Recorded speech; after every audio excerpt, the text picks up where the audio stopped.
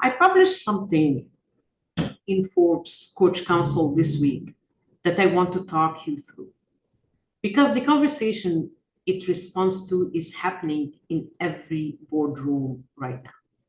And both sides of that conversation are wrong.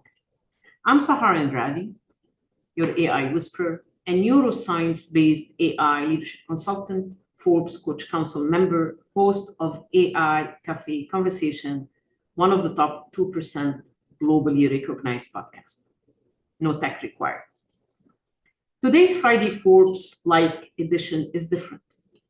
I'm going to talk you through my article, not read it to you, because some things land differently in a conversation than on a page. The link to the full article is in the description notes. But stay with me for the next few minutes, because the thing both sides miss, it's the thing that's quietly breaking your organization right now. So what do I mean by saying the two sides? Two articles caught my attention this week, both backed by solid research, both making compelling arguments. The first, a neuroscience study out of Zhejiang University proving AI doesn't actually think. Researchers tested an AI model across 160 cognitive tasks. When they replaced complex questions with a simple direct instructions, the AI ignored it and kept selecting answers from its training data. Pattern matching, not comprehension. The study is clear. The second one, from the Chief Executive magazine, reporting AI agent adoption is expected to jump 300% in the next 2 years. A blended workforce, leaders learning workforce orchestration and technical fluency. Transformation is here. So the question is, which article is right? They contradict each other. Which one is right? Both are, and neither is. The optimists are right that AI is transforming work at unprecedented speed. I see it in my own work. I see it every day with whatever I do. I'm like a full team, and I'm still one person. The efficiency gains are real. If you're not building a blended workforce, you're already falling behind. That part is true. I mean, I hear every day people, oh, I'm great in AI. I use it every single day. And when I really ask them, what are they doing? They're barely prompting, and even prompting the wrong way. They're still saying act as, not you are. And for those of you that know really prompt engineering, know the difference of responses. But for most people that are using AI platforms as Google search, actually maybe upgraded Google search, and they're making the mistake of asking, okay, should I leave ChatGPT and go to Claude? You know, that's the wrong question, but that's a discussion for another episode. So again, if you're not building a blended workforce, you're falling behind. That part is true. But they go completely silent on what is happening to the humans while this transformation accelerates. The pessimists are right that AI has real limitations. It cannot understand, it cannot think like humans. Please till now. The Zhejiang, I hope I'm saying it right, study proves it. But here's the problem. AI doesn't need to understand to disrupt your organization. Pattern matching is powerful enough to code software, handle customer service, analyze data, draft documents, automate cognitive work that used to require humans.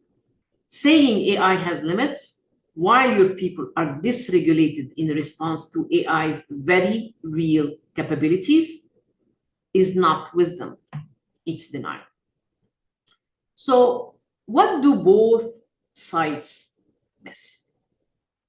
Here is what neither article addresses. What's happening in your organization right now?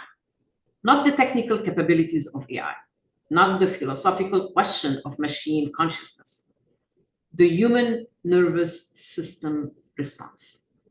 When AI adoption accelerates this fast, something predictable happens in the human brain. The amygdala, your threat detection system, registers disruption. Cortisol spikes. Executive function drops. Leaders who normally make decisions choices freeze. This is not weakness. It's neurobiology.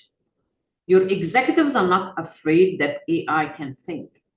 They are afraid AI can do jobs they have spent decades mastering. And that fear doesn't show up as panic.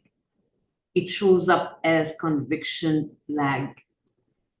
Knowing that you should deploy AI, but being unable to pull the trigger. Shadow AI, teams using tools secretly because psychological safety has collapsed, decision paralysis, burnout. The optimists say, embrace the transformation. The pessimists say, AI is limited anyway. Both miss that a dysregulated nervous system cannot execute either strategy. You can't embrace transformation when your amygdala is screaming threats. You can't leverage AI limitations when you are frozen in conviction lag. Deloitte just confirmed that 60% of executives are using AI in decision making, and only 5% say they manage it well. That gap is not technology gap. That's a regulation gap. So how can we fix this? So here is what neither side considers. AI can't regulate a nervous system. AI can't sense when fear is driving decisions underground. AI can't navigate the conviction lag that's currently freezing your leadership team. And before you can orchestrate a blended workforce, your leaders need to regulate through the transition, not around it, not despite it, through it. Regulation comes first, strategy comes second. This is not about resisting AI.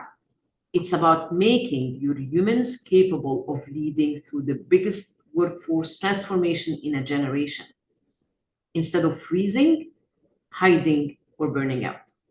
The neuroscience study proves AI has a comprehension bottleneck. The chief executive article proves AI adoption is accelerating anyway.